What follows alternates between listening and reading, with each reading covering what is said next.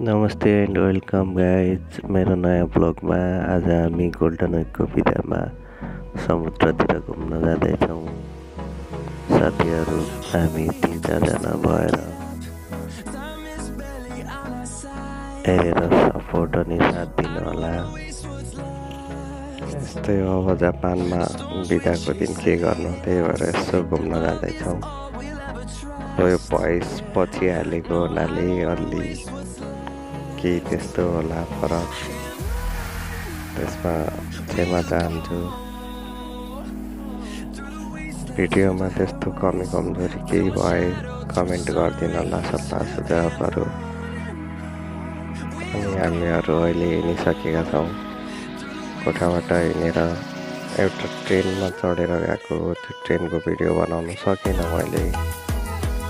अहिले ट्रेनबाट झरेर हामी हिँडेर जाँदैछौँ। जापानमा यस्तै हुन्छ हेर्नु, बाटोघाटो घरहरू गाडीहरू हिँडेर जाँदैछौँ हामी 10-15 मिनट। त्यसपछि समुद्रमा पुगिन्छ।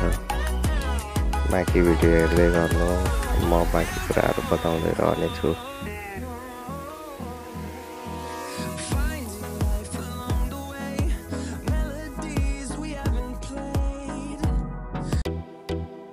अहिले हामी हिँड्दै आधी बाटो पुगिसकेका छौँ।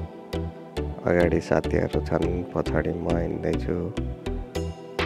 अनि एकछिनपछि हामी पुग्छौँ समुद्रमा।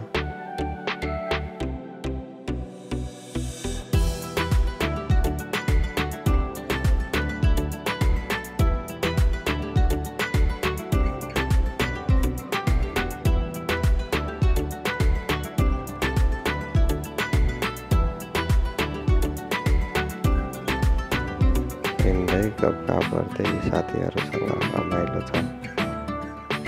यस्तो जङ्गल पनि छ यहाँ, रमाइलो छ, हरियाली।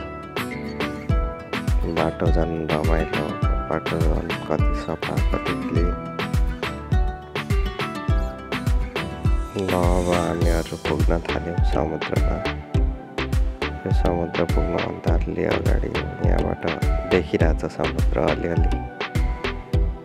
हामी अहिले समुद्रमा पुगिरहेछौँ। यहाँबाट हामीले क्रस गरेर उता पल्लो साइड जानुपर्छ। अनि अहिले क्रस गरेर पल्लो साइड आइसकेका छौँ। यता पार्किङ रहेछ समुद्र जाने भन्दा अगाडि।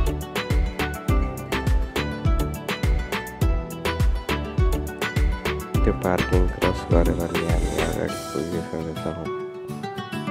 समुद्र पुगिसकेका छौँ। देखिरहेछ मान्छेहरू टन्न छन्।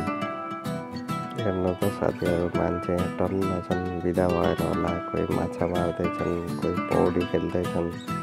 हामी नि पुगेर भिडियो बनाउँछौँ, एकछिन फोटो खिच्छौँ। हेर्दै गर्नु होला। आजको ब्लग यति नै। हेरेर साथ सपोर्ट दिनुभएकोमा धन्यवाद।